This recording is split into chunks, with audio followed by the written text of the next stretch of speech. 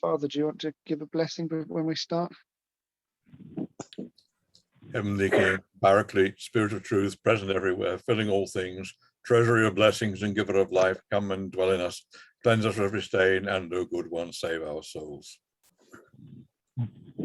Yes, hello all. Welcome to January 2022's discussion group meeting. A small bit of housekeeping first. The next meeting is on the 14th of February. I know it's not a romantic thing to do, but it is the only day in February that John Bear was available. He's asked to talk to us about the prologue to Origen's commentary on John, which contains, as far as he's aware, the only patristic attempt to define the word gospel.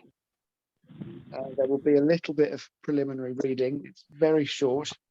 It will be sent out nearer the time. And then in March, on a date to be confirmed, we're joined by Father Mark Tatham-Smith from the Rodewell parish in Mettingham in Suffolk to talk about a project to research some of the British saints. I think that covers the housekeeping. A very warm welcome and many thanks to Dimitris, Salpatas and Kostas Trimmis, who are here to talk about the Thyateira Project, which aims to record the buildings of the parishes in the Archdiocese. I'll hand straight over. Hello, good evening to everyone. Thank you for this invite. It's great to see interest for many people, from many people. I'm hoping you can see this PowerPoint. Can you?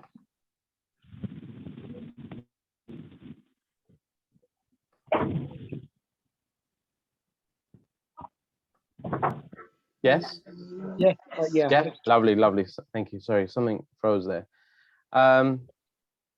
So we are just completed the first phase of Thyateira Project, where we looked at the Greek churches, the Greek Orthodox churches of the Archdiocese of Thyateira in Great Britain, mainly in London. I don't know why this isn't, there we go. Okay. When I say the churches of the Archdiocese of Thyateira in Great Britain, it doesn't only mean the Greek or the Greek Cypriot. We are talking about any church that is within the Archdiocese, including the Russians, the Belarusians, the Serbian, Romanian, Latvian, any other community, of course, the British. The focus for the initial phase was, I'll just go through this slide and I'll be talking, was London, where we looked at 26 churches, including St. Stephen's Church, which is no longer a church in a cemetery in South London. But we also wanted to look at mainly communities where we find a big community together with the buildings that we have. So we didn't look at communities, and Kostas will speak more about this. We didn't look at communities who don't own their buildings, because we wanted to make a comparison and explain the coexistence of the communities and the buildings. And so this project has many objectives: educational, academic, building recording, and also looking at the communities and the language, even language schools, and the community as a whole, and the importance of the existence of Orthodoxy in the United Kingdom. So the initial phase was looking at London. We are currently working on expanding the project and going into phase 2, which will be the Southwest. So Bristol will be a key focus. Everything will happen based in Bristol because Kostas is representing the University of Bristol. I'm representing a school, but then the second phase will probably have the Church of St. Peter and Paul as the second organizing body in this project. Now, why Thyateira Project? What does the name mean? So we are part of this Archdiocese. We know that Thyateira is a church in Asia Minor, one of the churches we find also in the Book of Revelations. It's interesting to see how in 1922, it became the first Archdiocese of the Ecumenical Patriarchate in Western Europe, and the center of it was London. So back then it was the metropolis of Thyateira in Great Britain, including Western Europe. And slowly they lost those other countries, France, I think Italy, I might be wrong, Germany, Spain, Portugal. Malta was the last one this archdiocese lost a few years ago. I've got an assumption here, and I'm going to work with someone, a friend of mine who's an academic in Greece, to see why Thyateira. Why was it called Thyateira, not another church from Asia Minor? An idea that I have is that the first Christian to be, the first person to be baptized Christian in Europe was Lydia, according to the Book of Acts by St. Paul, and she was actually from Thyateira. So maybe there's a link there. Maybe there's something else. I'm open to any ideas. I don't know if Father Kirill has any ideas, or anyone really, of why it was called Thyateira and not something else, because it is the only archdiocese in Europe, outside of the traditional countries, the Orthodox countries, which has a name from Asia Minor. You have the metropolis of Germany, of France, of Italy, but here we are called the Archdiocese of Thyateira in Great Britain. So it's quite interesting why. So as we said, it was the first Orthodox archdiocese in Western Europe. I am pushing for this idea based on my research, where I researched the Fellowship of St. Alban and St. Sergius in Oxford, and I like to see the relations between the Anglicans and the Orthodox, and generally speaking, the relations between the Christians. Was the center of the first archdiocese from the Ecumenical Patriarchate to Western Europe, London, because of the relations we had with the Anglicans? Can we base it on that? I believe it is, because our relations, unofficial, started in the 17th century. Officially, we have them later on in the beginning of the 20th century. So we can see an evolution of the relations, and it made sense to have London and then the UK as the basis for Orthodoxy to come and expand, really. One of the key features, we take a lot of pictures during our visits. So we visited 26 churches. We are now moving to visit churches in the Southwest, probably also Wales, and then look at Midlands. The aim is to do the whole country, even Ireland. Anything that is under the jurisdiction of the Archdiocese of Thyateira in Great Britain. So these are pictures from the churches in London. So iconography is quite important for us to identify the different iconographic traditions we have here in the churches. It's also interesting to see the link between our tradition as Orthodox, but also the tradition we find from England or the UK that existed, and we are sort of reminding the faithful of this country of their own tradition. So I'm moving on to these iconographic examples from many churches around the UK. The middle one there with Pantokratora is from Winchester. St. Alban Church is represented here, I think, on the left, if I remember correctly. Some other churches around the UK. So it's interesting to see that we are not just bringing iconography to the UK as something foreign, but we're actually revisiting the tradition. I'm sure Costa will say more about this, since he is an archaeologist. For anyone who doesn't know the background history of the Archdiocese, but also the first presence of Orthodoxy here, we have here the first Orthodox church in London, in Soho, in the 17th century, which, interestingly enough, iconography was a key point for closing down the first Greek Orthodox church in London, together with prayers to the Virgin Mary and so on. This church doesn't exist now. I think it's where we have today Greek Street, named after the fact that there was a Greek church there. However, if you go around, we see here from Winchester Cathedral and Cardiff, a church in Cardiff, we have iconography as part of the tradition now within Anglicanism. So despite the first Orthodox church being closed down due to iconography, one of the reasons being that, we see that actually, is it due to our relations and they see what we have and they wish to also incorporate iconography? There's a big discussion we can have on this. But icons are now becoming a thing, at least in cathedrals, if not in many churches in this country. So part of the research will be qualitative. So it's based on when we normally visit a church, Costa, together with other people we bring with us, would look at the buildings and the building recording. I would interview the priests and then any other representatives and try and see the community's history. So that's quite important to marry the two ideas of buildings and the community. And here you have some examples where we have visited some of the churches, and we've seen different sides to the churches. We've spoken to different people, mainly the priests. We've been part of the liturgies or vespers when we go there.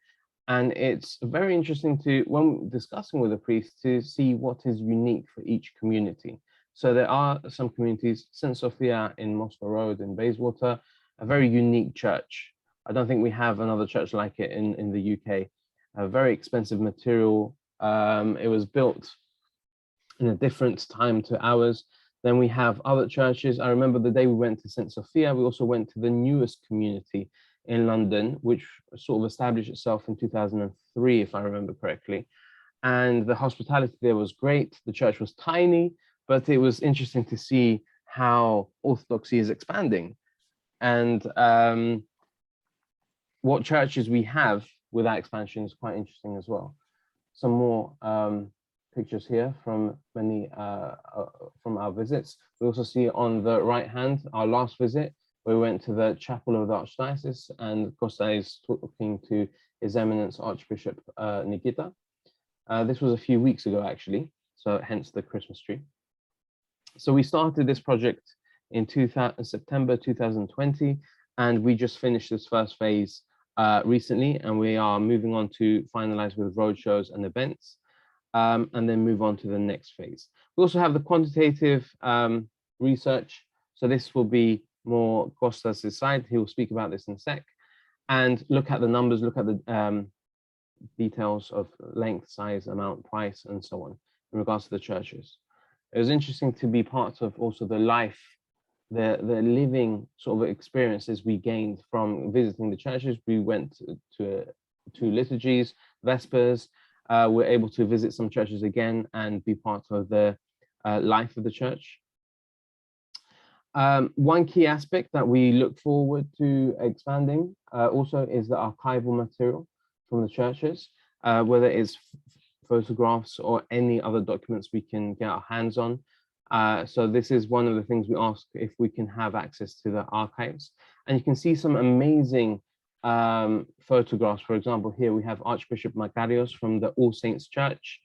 We have Archbishop Gregorius here on the left, where he's blessing, I think it's when the church became a cathedral in the 90s. Some old pictures from renovations and so on. And here we have another example of a community building, buying a building and then demolishing it to build a new Byzantine. I've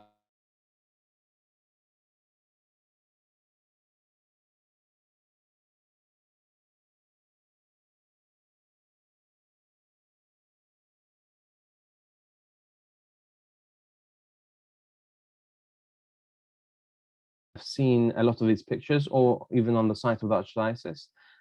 He is amazing and goes around and takes amazing pictures of the life of the church, but also of the buildings. Here you see some photographs from the sky, which we are happy to use, and he's happy for us to use them.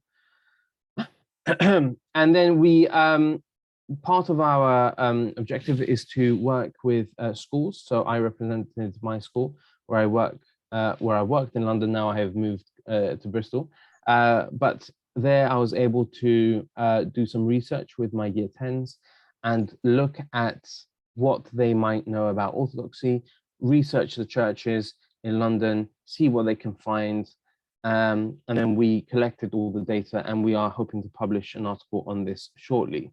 So this is what they were looking for: church building, what style of building it is, because we have the Byzantine buildings, but we also have the buildings that we took from the Anglicans and renovated in order to fit our needs as Orthodox faithful. Language schools, if they have any, have they interacted with other Christian denominations? So mainly the relations with the Anglicans and the Catholics, and any other interesting features we could find. So we wish to accomplish these points here: engagement with the Greek Orthodox communities, educational engagement, creation of resources, qualitative and quantitative research. This is what we're aiming for. And we hope to expand this project actually to the whole country and do as much as we can. So hopefully at some point, Father Kirill, I will be calling you to come to your church as well and see what we can do there to include the church and any church we can in this project. So that's my presentation. I think Kostas will continue with his. If I can stop the share, lovely.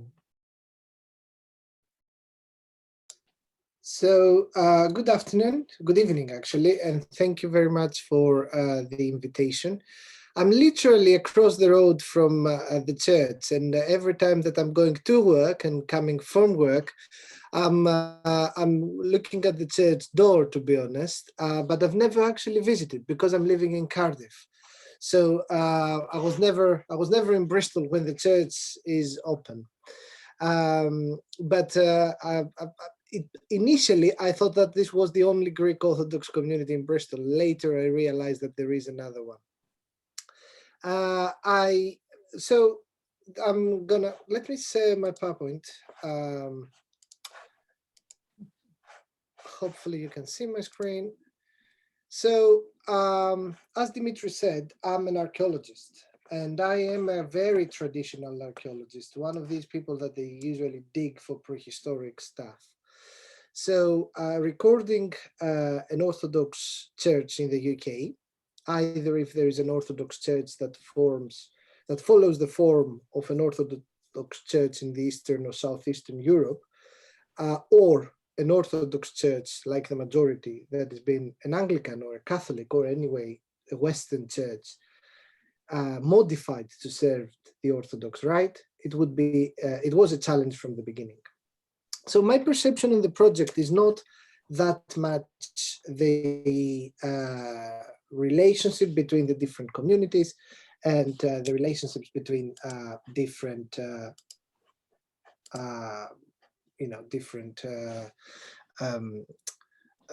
how different communities engaging with the Orthodox in the UK was more to see that Orthodoxy has been reintroduced in Britain by different diasporas.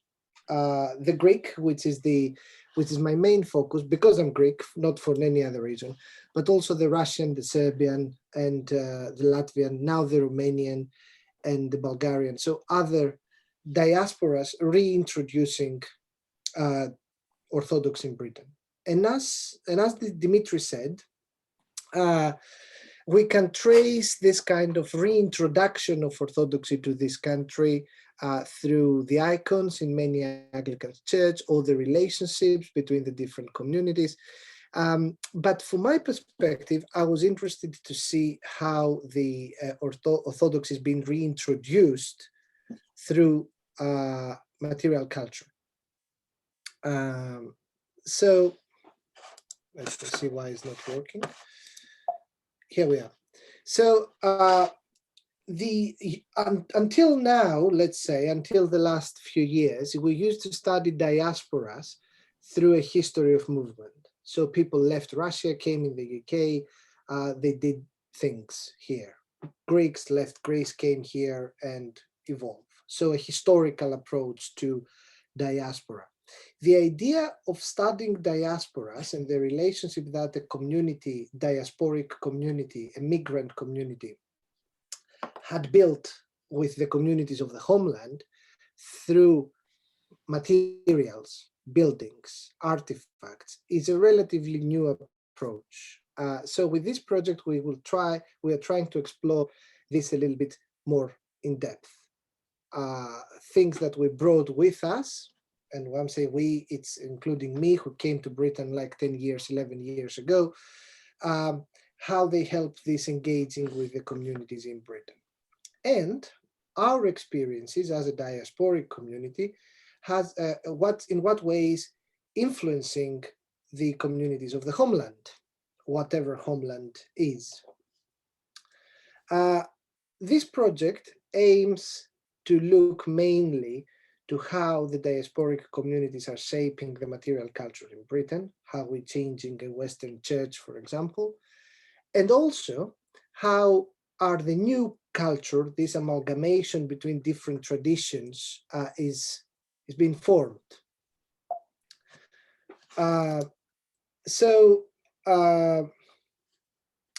Now, in contrast with the new, when Greeks or Russians or Serbians or Romanians are going to the New World, the Oceania, Australia, or the Americas, they bringing their own perception of the world, their own traditions, their own kind of religious practice, and they can build whatever they like, because everybody is to an extent being brought to these countries, minus the native populations, of course. But with the diasporas in the old world, so if someone leaves Greece comes to the UK, or leaves, I don't know, Russia or Latvia to go to France or Germany, then we're meeting there some existing cultural heritage, existing traditions, existing buildings.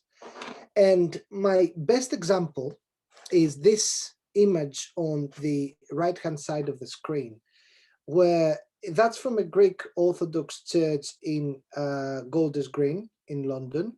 Dimitris is laughing because I'm always saying Palmer's Green, but it's in Golders Green. And you have the old kind of Anglican altar at the base, at the bottom of the screen of the image here. And then you have a full-blown icon of Virgin Mary built on top of the altar.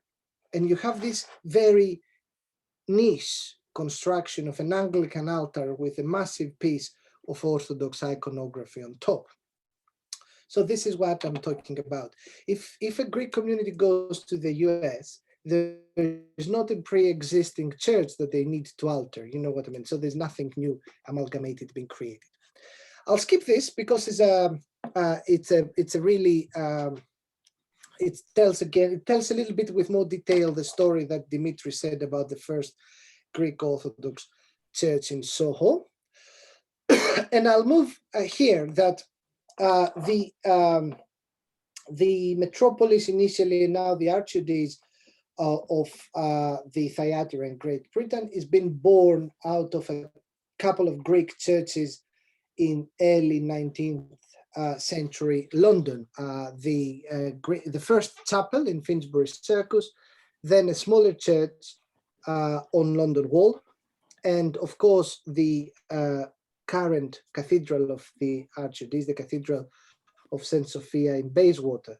So there was a series of churches that from the first two we know very little things. So that's a couple of images from the Greek church in London Wall.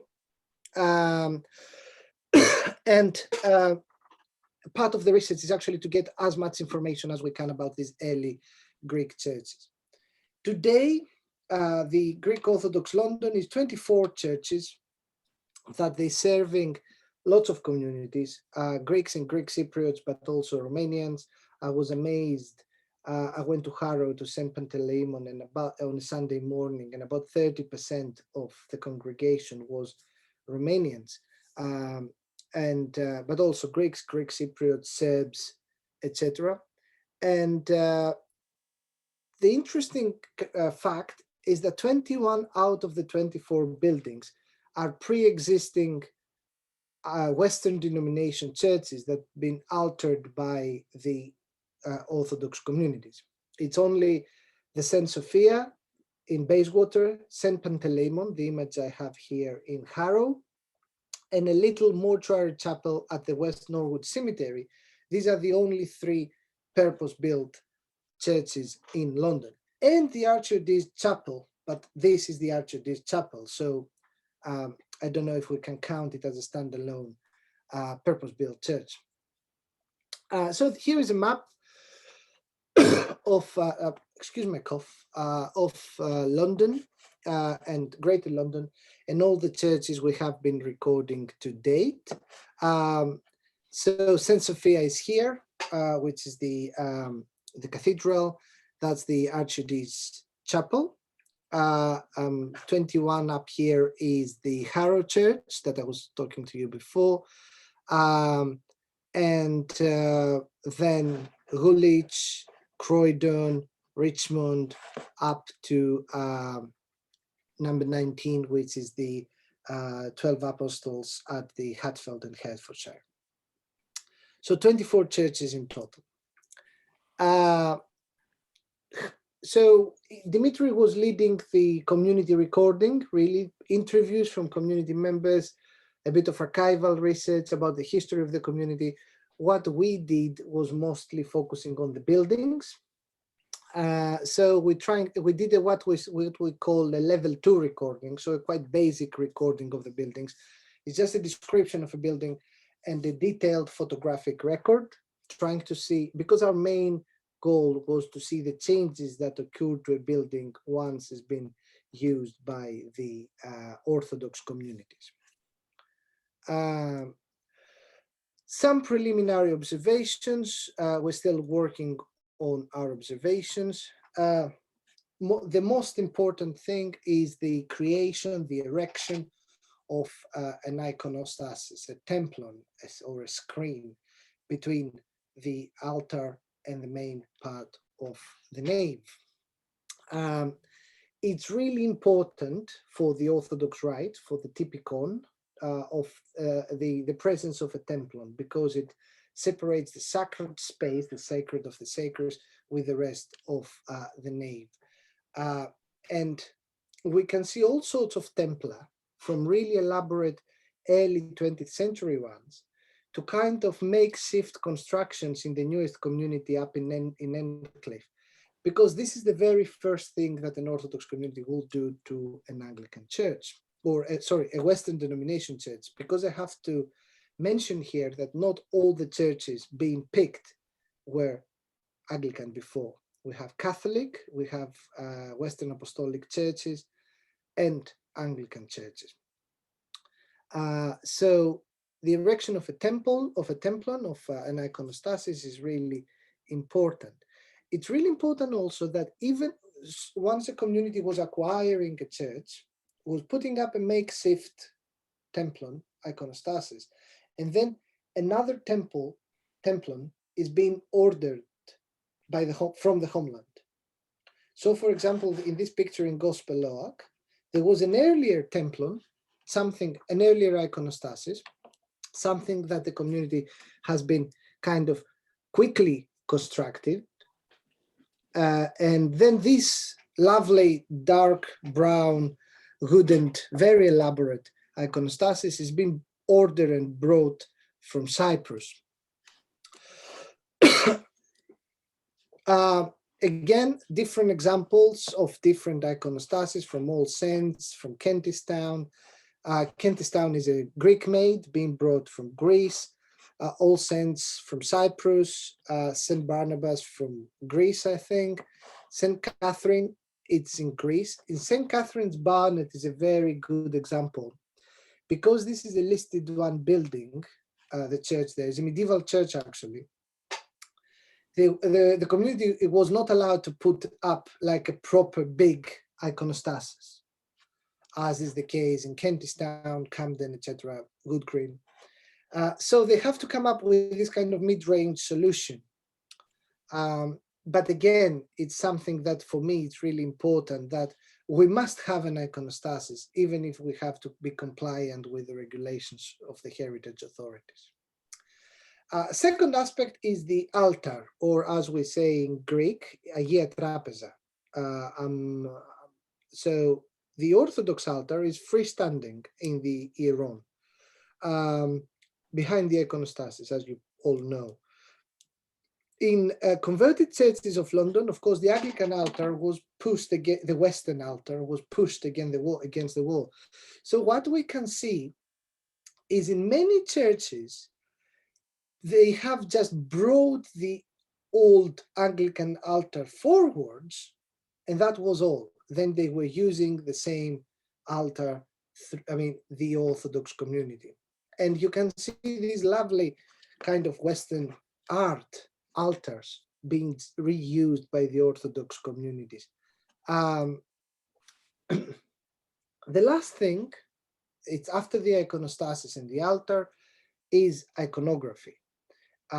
In our rite, in our typicon, we need icons in order to communicate with the divine powers. So in Orthodoxy, this Neo-Byzantine style of iconography is being replicated in London. And now down here is an image from the priest office in St. Dimitris in Edmonton, where the iconographic program is ongoing. And you can really see typical Orthodox icons, typical Byzantine style icons, how they've been modified in order to follow the architectural elements of a Western denomination building. And these modifications are important because the Byzantine style is it's been kind of fossilized in the Eastern Orthodox tradition the last 150 or 200 years.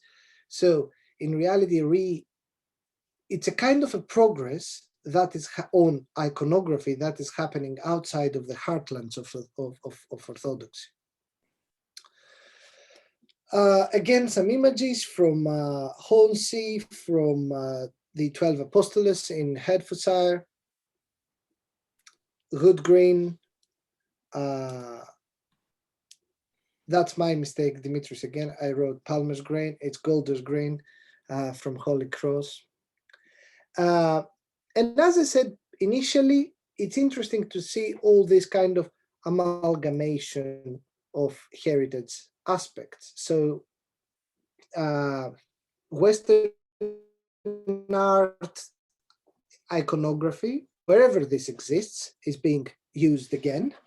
So it's being incorporated, or sculptures or pulpits, altars, pews, whoever can be used and can be incorporated in our rite without any change is being respected and reused. And for me, it's really, really important. So if a pre-schism saint is being depicted to a church, this icon is being used in the Orthodox rite.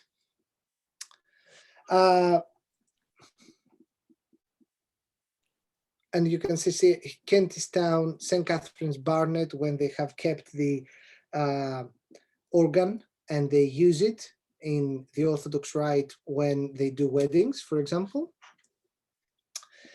And now where we are at this stage, let me stop sharing this screen and I'll come back to this in a second.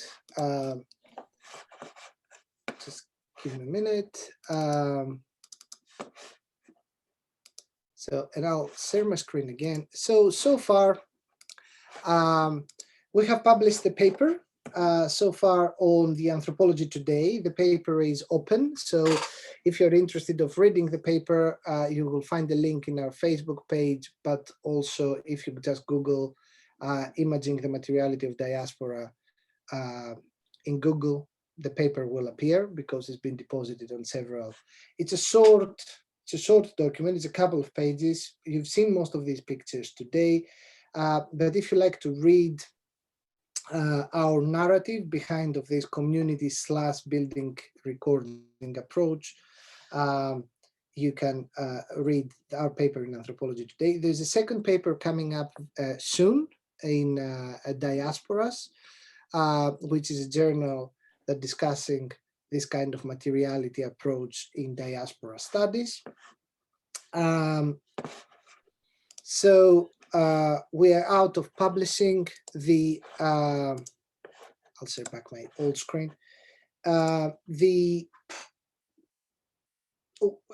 Further to actually trying to publicize our results, as Dimitris said, we are now ready to move and start recording Orthodox communities outside London. Again, our aim is with communities that actually own or have leased a church building. And we're looking on all communities that under the Archdiocese kind of coverage to an extent. Other than that, I have to tell you that these kind of diasporic amalgamation of heritage, if that makes any sense, that phrase, this kind of new heritage is being created that is Orthodox, but is not anymore Ukrainian, Greek, Russian, Serbian, but is British Orthodox. And this reuse of heritage assets is, for me at least, as a material culture specialist, are the most important finds. That's all for me, and from us, I suppose. This project, it happened because it's been supported by the National Lottery Heritage Fund, and our department in College in Bristol on Dimitris Old School provide us with kind of administrative support. Our Archbishop and the Archdiocese staff gave us all the support available. We had a series of people working in this project, minus me and Dimitri, going out, taking photos, processing data, recording buildings. And we have a series of volunteers that they spoke with us, provide us with information, with archival material, and we would like to thank them all. And hopefully, towards the second half of 2022, we'll start working in the west, southwest, and south of England communities. Thank you very much.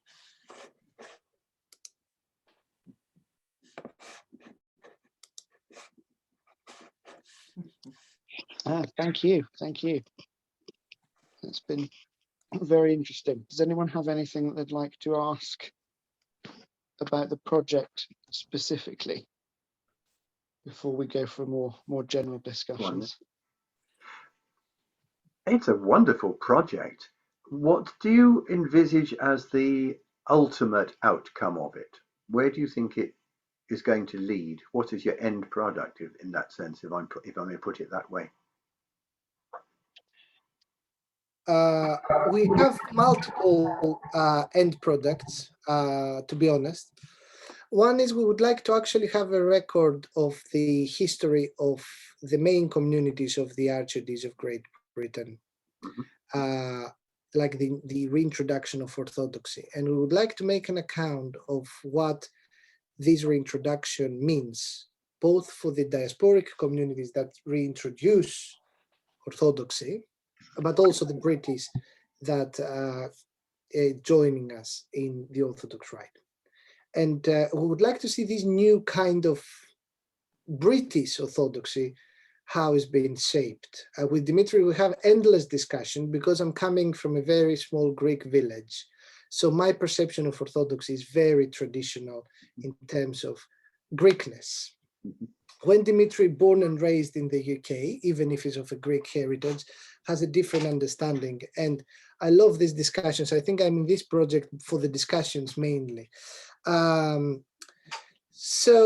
This will be published in a couple of books, hopefully, but because books are quite of a standalone output, we are discussing now with several companies to create a map that will be embedded in the Archdiocese website, and you could click on the community and you can see the history of that community and the history of the building. And Dimitri is working to produce educational materials that will help with the understanding of Orthodoxy on the British schools, but also on the Saturday schools of the diasporic communities. Wow. Excellent. I was intrigued by your discovery of or yours, but your colleague's discovery of the church in London with 30% Romanians. This is not an unusual experience for us in our parish, where no one nationality has a majority. And I suspect with the increasing number of people coming from the Orthodox home countries to the West, this is going to become a more common feature. Parishes will not any longer be single ethnic. That is also the experience we have in Edinburgh with the church there, St Andrews, where everyone is from everywhere. And actually, St Pantaleimon is not the unique case. I think St Lazarus would be in northeast London, which has also within the Greek community, it has the Romanian community. And actually, you can see flags, because flags is a thing in many churches. So you see the Greek flags, flags of Greece, Cyprus, and then Romania. And after the service in Greek, you would have the service in Romanian, and you have a whole community of Romanians coming to celebrate the liturgy there. In a way, what we have also in Oxford, with the church there, the two communities under the one building and under the one archdiocese in many ways. For me, it's interesting because the mass, the liturgy is still like 99.9% in Greek in Harrow. So it's interesting to see Orthodox communities of different kind of language, tradition, is just going there because the church is there and functioning. So that's, I was like noting the numbers. When St. Lazarus, for example, it's a Romanian mass after the Greek mass, or like before, or in Edinburgh where I've been, you can see all different languages in one single. I was on the 12 Gospels, like Holy Thursday evening in Edinburgh, like 11 years ago, and it was a big experience for me having the Gospel, every other Gospel in a different language. But again, it's my perception of like a newly arrived migrant in this country, or not so newly anymore. But for me, it's all this is very interesting. And every time I'm noting this stuff. And I know Dimitris, who's actually born and raised and worked in this environment, is completely different understanding. But every time I'm getting very amazed.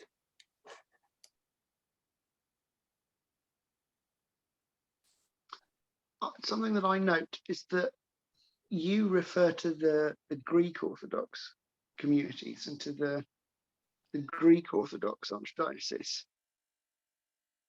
Although actually, I think I'm right in saying that the Archdiocese's constitution doesn't call it Greek.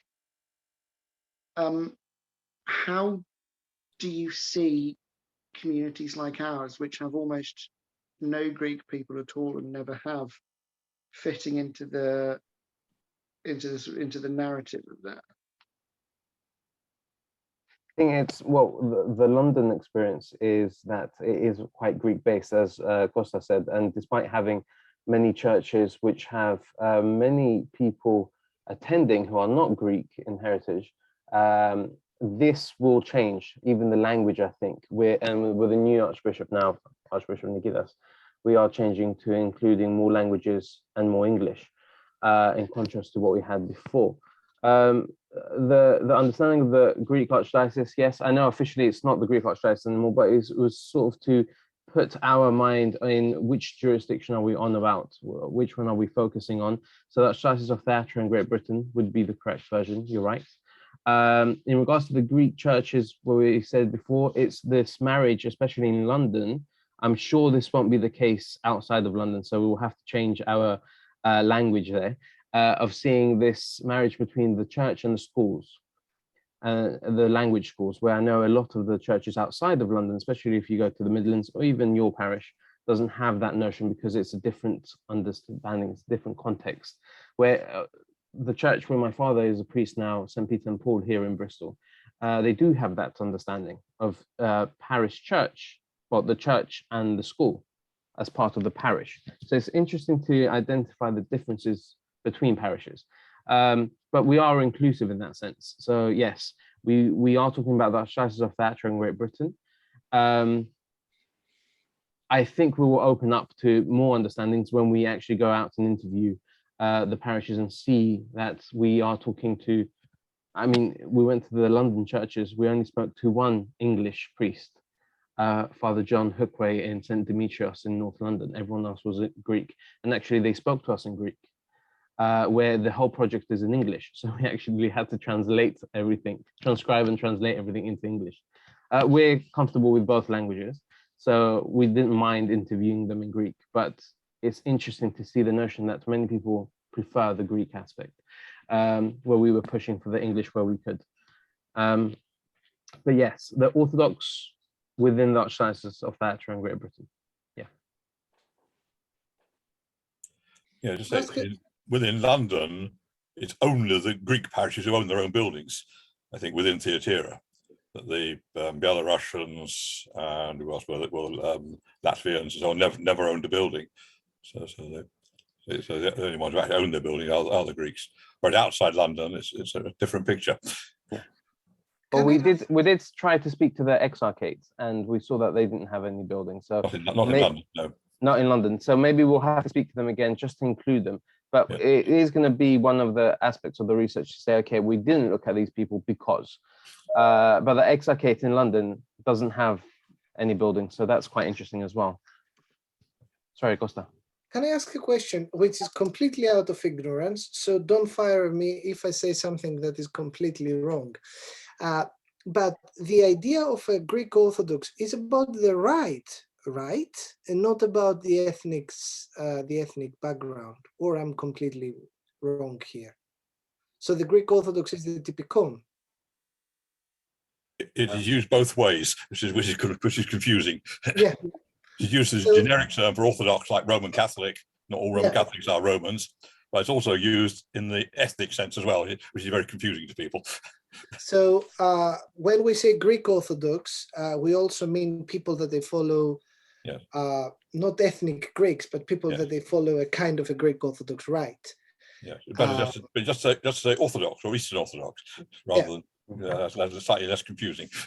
As a parish, we're actually titled Eastern Orthodox because to get away from there being any one ethnic attachment.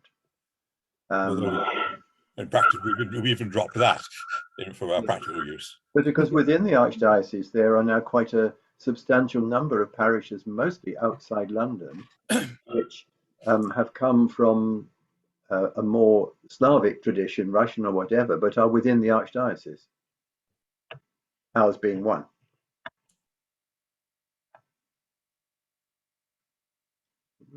Yeah, I think it will be. I'd look forward to when you visit us and when you visit various other places. I suspect that there are aspects of the narrative that will look very different outside London, if that makes sense at all. Particularly if you do manage to visit anybody in the exarchate who are from very different backgrounds. Yeah. I think they own in Keswick. That's the only one. Walsingham, Exeter have their own church. Walsingham have their own church. Keswick, there's one Dunblane.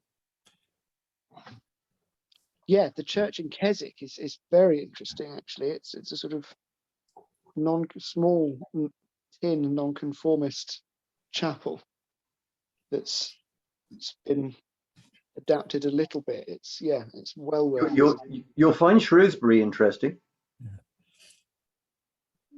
The church there is medieval. The building is.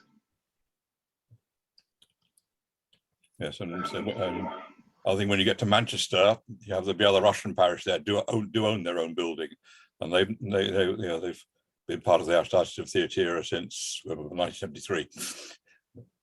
As well as the Greek parish there, which is one of the old parishes. Plenty of scope there, you see. Yeah. So I sort of pressed you on the Greek bit just because of my own personal interest in the way that the word is. Yeah. Well, if you look at the Greek title of the Archdiocese, it should translate as the Sacred Archdiocese of Thyateira, Great Britain. But for some reason, all the English start to say Greek Orthodox Archdiocese. And the Greek doesn't say either Greek or Orthodox. I didn't know it didn't say Orthodox. But I think we started off with the Greekness in the same way that you would find it in the Patriarchate of Antioch and other patriarchates, just to differentiate from, for example, the Copts or any Orientals or whatever. Yeah, but in Antioch, it's a mistranslation into English. It's actually the proper translation would be the Roman Patriarchate of Antioch. Okay. As in Constantinople, as the Patriarch of Constantinople is the Roman Patriarch of Constantinople. Which is how the Byzantines referred to themselves. Yeah, Yes, the Romans. yeah. And However, we know what you mean. We'll define the key words when we publish more. Oh, for sure. So have you any idea when you might be starting in the Southwest, more specifically? We are in the very, so our funding was just for London. So we still trying, officially the London leg of the project is ending on the end of February. We'll have an event to celebrate the end of the project in Camden, in All Saints Cathedral. We would like in February at some point to apply to National Lottery Heritage Fund Southwest for some money. Yeah. In the meantime, we might start doing some research ourselves. Yeah. But I can't see the project starting again really as a new project in the Southwest in the summer, probably. Good.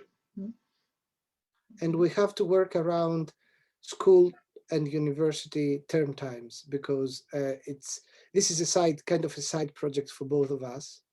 So we're going from half term to school holidays to a university holidays and back on the next half term and so on. I see. Excellent.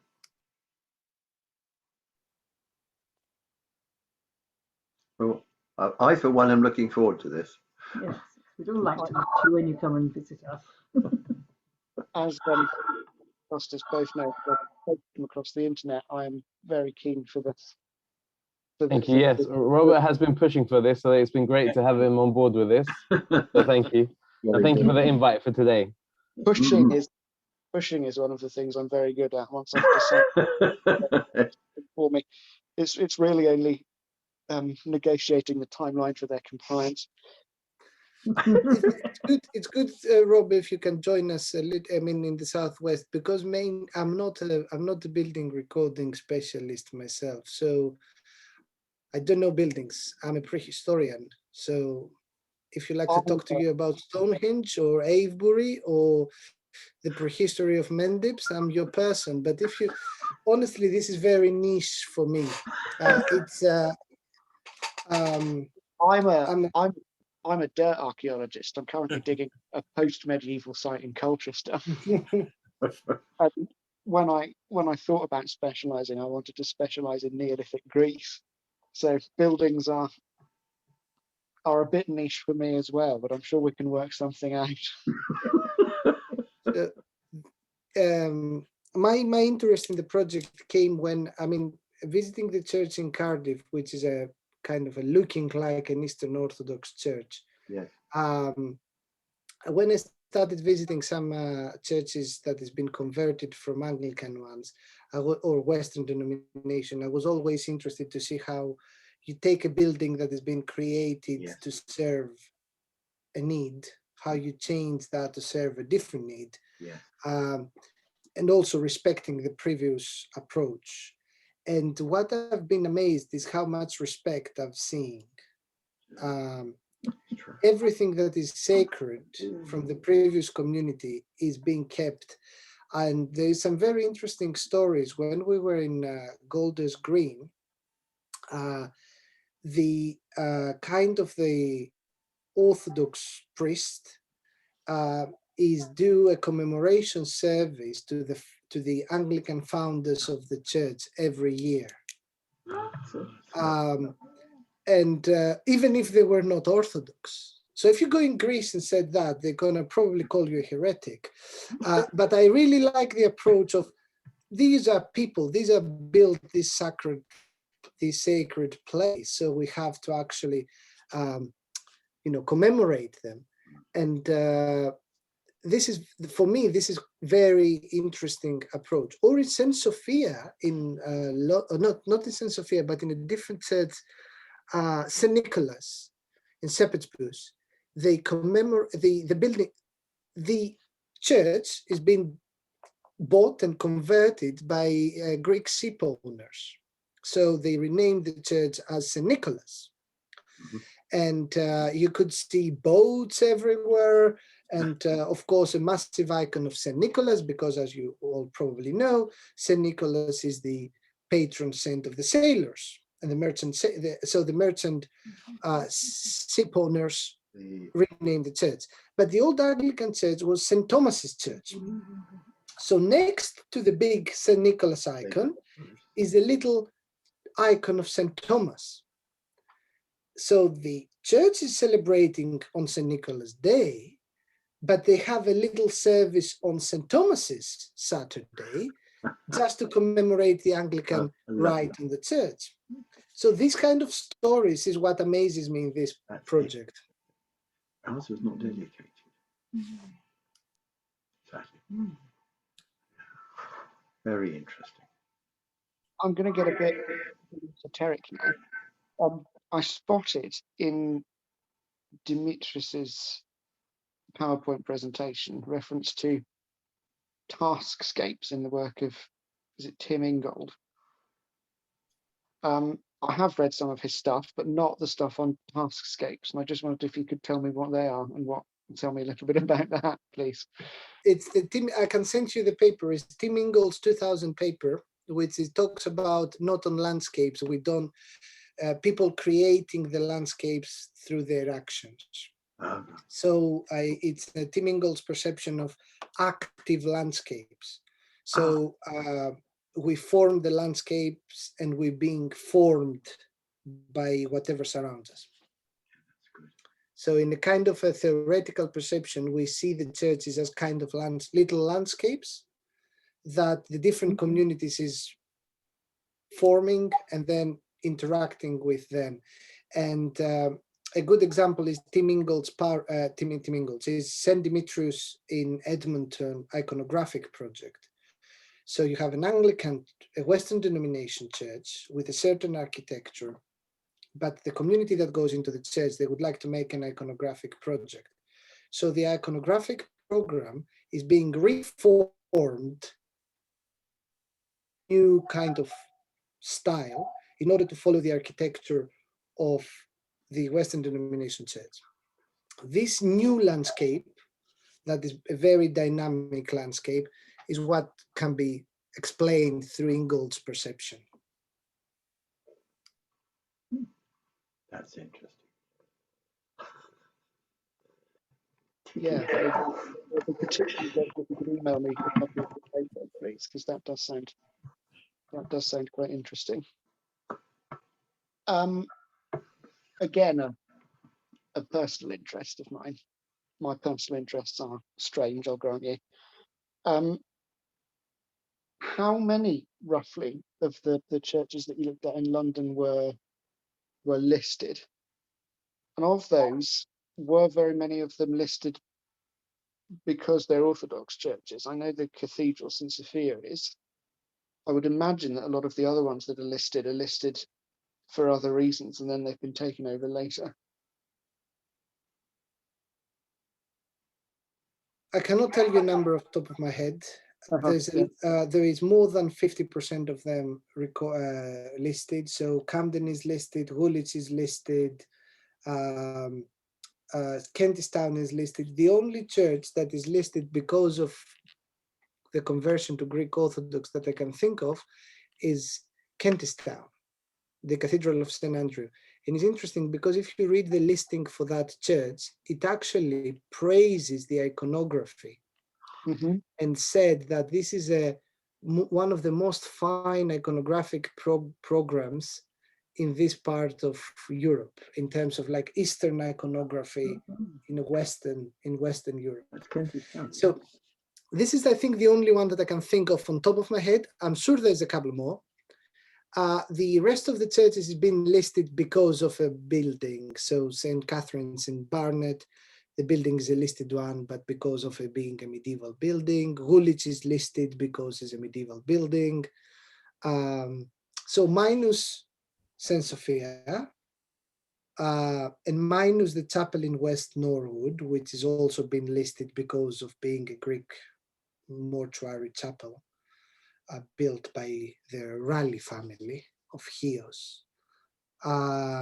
The only other one that I can think is Kentestown, being listed for the iconography. That's interesting. I didn't know that. I've dominated a bit. Would anyone else like to add anything?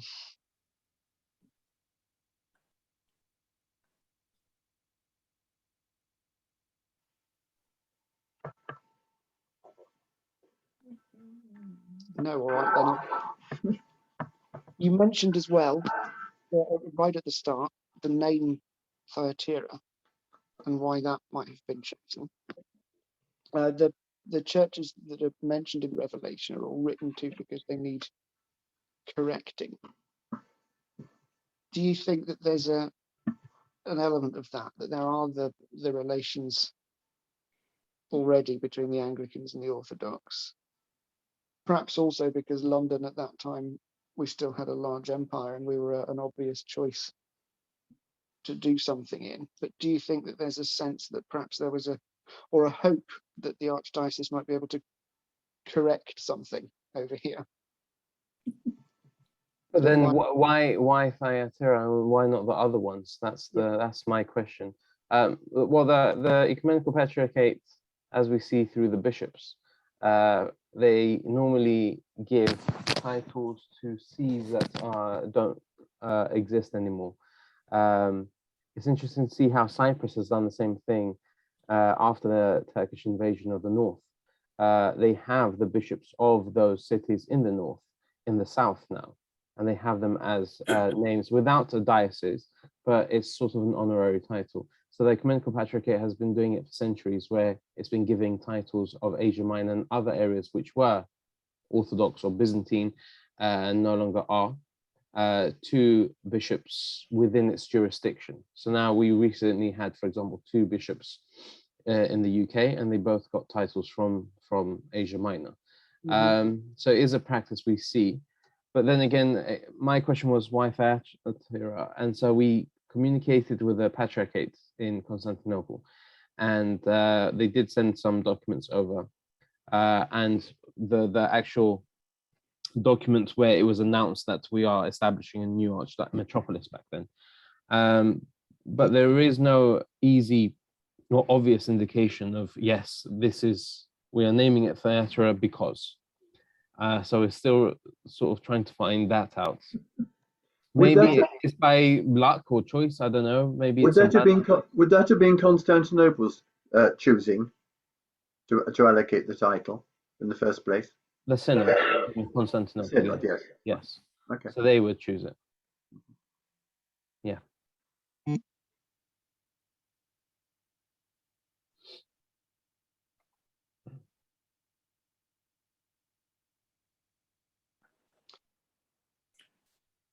It seems then that we have sort of finished the discussion part afterwards. Does anyone else have anything that they'd like to add or subtract?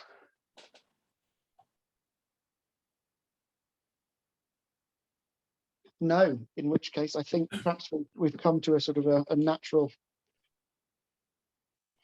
end. Is everyone, we've been going for a bit over an hour, I think. Is everyone happy to call it a day? I just want to say thank you very much. It was so interesting, very interesting. And actually it was the point of interest for myself, for example, for many years.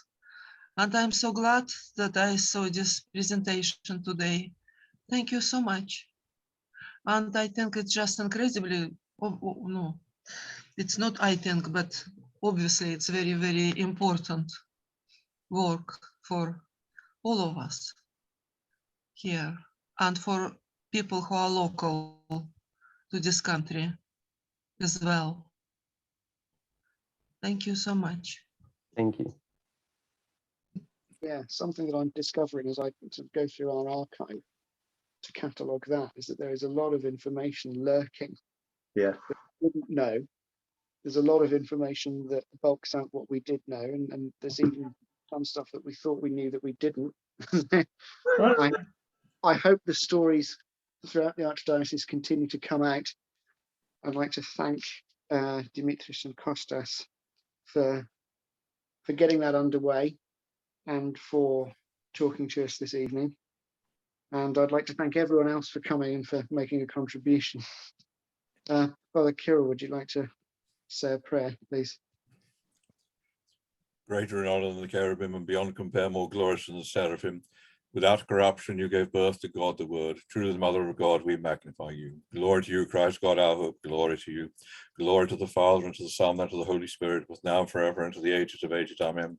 Lord have mercy, Lord have mercy, Lord have mercy. May he who condescended to be baptized by John in the Jordan for our salvation, Christ our true God, through the prayers of his most pure Mother, of our reverend God-bearing fathers and of all the saints, have mercy on us and save us, for he is good and loves mankind. Amen.